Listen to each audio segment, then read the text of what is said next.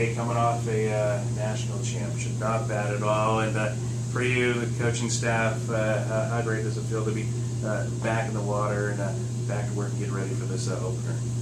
It's been a long time coming. You know, we start September 15th, and then our first regatta this year doesn't land until March 15th, and it's quite a stretch. And, you know, racing season has gotten really compressed this year just due to the scheduling of there being 5 weeks in May and 4 weeks in April and March. So what we find is that once we start, it'll be about 6 or 7 weeks and then it'll be over. Talk about the opener, schools you're excited to go up against, and just I guess the surroundings down there, and what it's like to compete down there. You know, we love Sacramento. We always joke that it's our home away from home. We used to spend a lot more time down there, but it's a world-class rowing venue, and you know, there'll be a lot of the normal schools that are down there, and you know, Mills College, St. Mary's College, Sacramento obviously is hosting. We'll see Division II rival UCSD, and then Portland will be there this year as well, especially since Division I moved to automatic qualifiers. We're going to start to see lots of more Division I schools coming and racing intermittently with other D1 schools for those automatic qualifiers. It's supposed to be absolutely fabulous this weekend. Sunshine always goes a long way. But when you practice at 6:15 in the morning, and especially now that the time has changed, it's been pretty dark out there. You know, we're excited. We see just the general fitness of the team is a lot higher than it was this time last year, and I think we really just have to take our hats off to the students that have really committed the time to become faster. If it is warm in the valley, I know in Reading yesterday it was in the 80s or 80.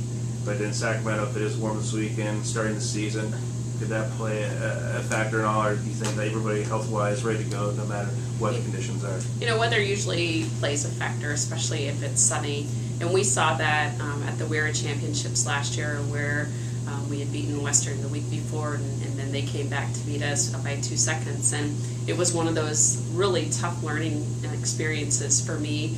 You know, there was a layer of fog, and then it dissipated, and I knew as soon as it cleared that we had launched too early. So we definitely are a lot more mindful of that. And I think, you know, the general jubilation just to be racing, you know, even if it was raining, I think that we would still be pretty darn excited. Say everybody's competing, but do you feel like now national champs, kind of like the question I asked before, do you feel like people are like, hey, there's the national champs, we're, you know, going after them, or is it just like... It's, you know, it's a big question mark. The racing was supposed to start in earnest last weekend in San Diego, and they got blown out. And, you know, we've seen already with the coaching turnover at UCSD that they're faster. And, you know, for us, we row on a body of water that never stops moving. So we have no idea really in relative speed how fast we are until we get to Sacramento. And the unfortunate aspect for how short the season is, you don't have a lot of time to build up any speed once racing season starts. So, you know, the students have definitely been spending the time in training, and you know, the revealing factor will be on Saturday when we finish, see where we finish in relationship to Sacramento, who has always been a very good marker for success for us. And we do expect UCSD to be fast. We expect Western to be fast.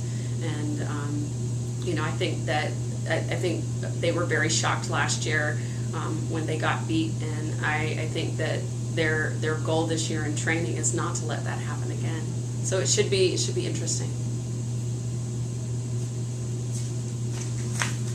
What is it about Sacramento that you guys like so much? Is it just water, or is it weather? What in particular? You know, Sacramento received the U.S. Boating and Waterway Safety Facility grant, which is the same grant and building that we row out of, but they've turned it into a world-class rowing venue. And you know, I think that what we'll see is that they'll put in for an application to host Worlds.